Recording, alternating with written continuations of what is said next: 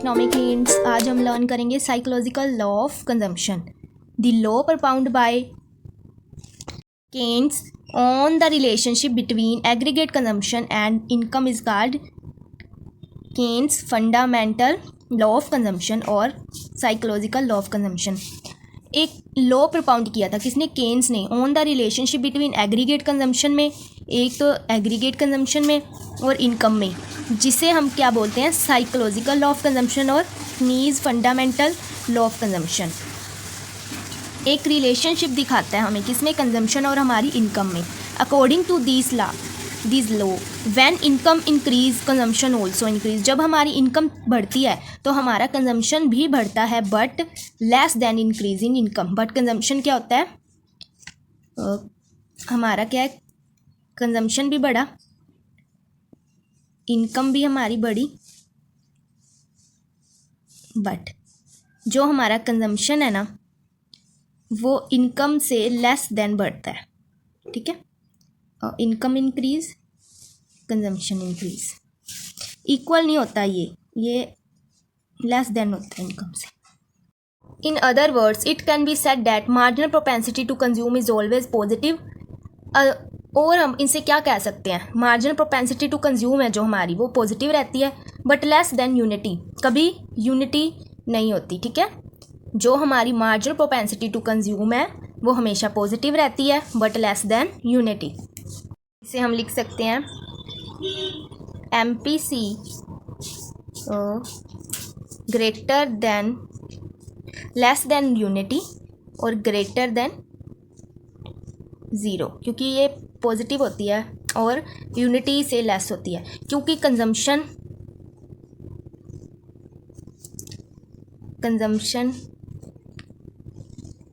Not equal to increase in income. क्योंकि हमारा जो कंजम्पशन है ना कभी इक्वल नहीं होता किसके? इनकम के। इंक्रीज इन कंजम्पशन कभी इक्वल नहीं होता इंक्रीज इन इनकम के, क्योंकि जितनी इनकम हमारी बढ़ती है उतना कभी कंजम्पशन नहीं बढ़ता। इसलिए जो हमारी MPC है ना वो कभी यूनिटी नहीं हो सकती। आगे अजम्पशंस। अजम्पशन क्या होते हैं इसमें? एक तो psychological factor. It implies that there is no change in psychological concept such as habits of people, taste, fashion, custom, population etcetera. इसमें हम ये अजम्पशन लेके चलते हैं कि साइकोलॉजिकल जो फैक्टर्स हैं उनमें कोई चेंज नहीं आएगा। ठीक है, सारे फैक्टर कांस्टेंट रहेंगे, ना तो कोई हैबिट बदलेंगी, ना ही पॉपुलेशन इंक्रीज या डिक्रीज होगी, ना ही फैशन जाएगा। तो ये अजम्पशन हम लेकर इसमें चलते हैं। आगे है second, normal condition. It implies that there is no danger of war, depression, boom, revolution etcetera. यह लोग क्या इम्प्लाई करता है कि नॉर्मल कंडीशन चल रही है कंट्री में, ना ही कोई डेंजर है, ना ही कोई खतरा है इकोनॉमी को, ना ही कोई वार जैसी सिचुएशन है, ना ही डिप्रेशन है। Law apply on the normal condition. ये लॉ किस पे अप्लाई होता है? नॉर्मल कंडीशन पे। थर्ड है हमारा capitalist economy. The law apply to free economy in the free economy people can consume goods according to their needs.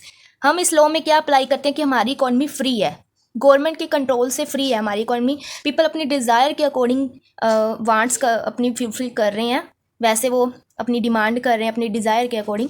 In the free economy people can consume goods according to their needs. जिसकी उन्हें ज़रूरत है वैसे वो goods खरीद रहे हैं।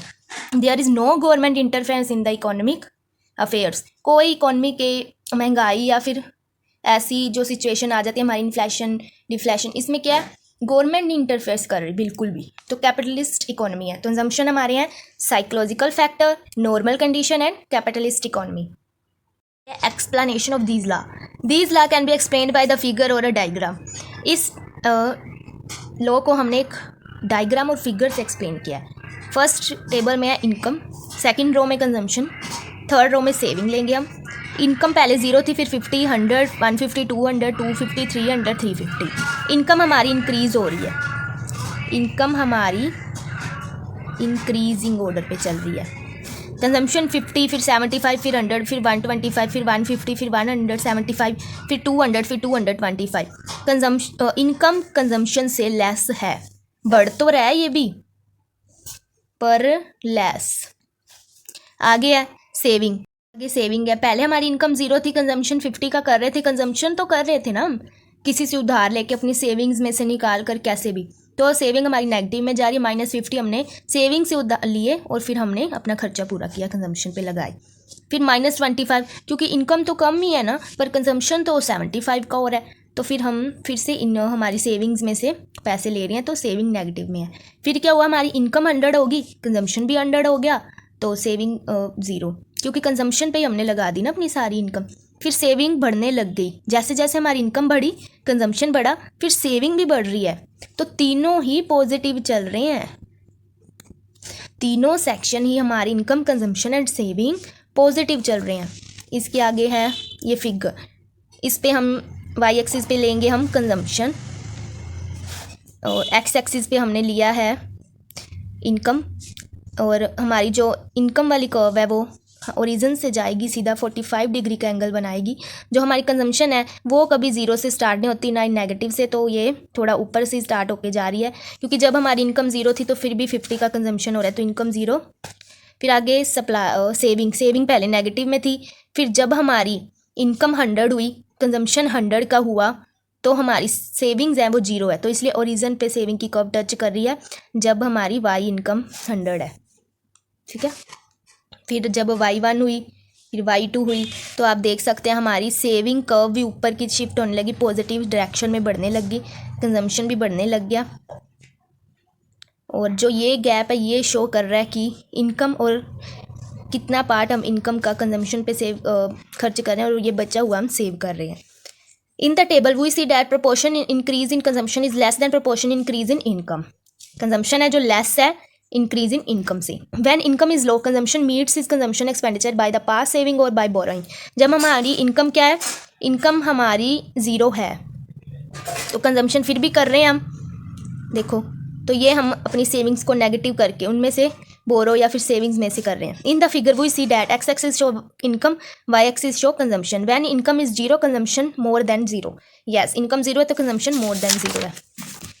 आगे हम इसमें देख सकते हैं, when the level of income O Y consume equal to Y income.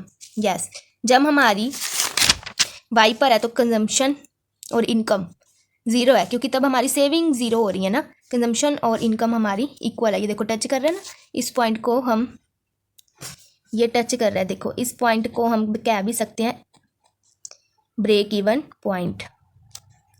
तो ये पॉइंट जो है इस पे सेविंग और हमारी सेविंग इसमें 0 है, कंजम्पशन और इनकम हमारी इक्वल है। आगे पॉइंट है, जब O टू Y1 हो रहा है तो कंजम्पशन बढ़ रहा है पर इनकम से लेस, और सेविंग हमारी थोड़ी बड़ी है। फिर जब O से Y2 हुआ तो कंजम्पशन भी बढ़ा, इनकम भी बढ़ी पर लेस, और सेविंग भी ज़्यादा हो रही है और इंक्रीज। यही हो रहा है ना, सेविंग पहले इतनी थी फिर इतनी होगी, और इनकम ज़्यादा बढ़ रही है, कंजम्पशन उससे कम है, इनकम ज़्यादा बढ़ रही है और सेविंग हमारी बढ़ रही है। हमारी ऑब्जर्वेशंस हैं जो हमने इस फिगर से ली है, और साइकोलॉजिकल लॉ के अकॉर्डिंग ये हमारी ऑब्जर्वेशंस निकल कर आई हैं। 3 पॉइंट्स हैं। Hope you are doing great with learning economic hints. Please subscribe the channel.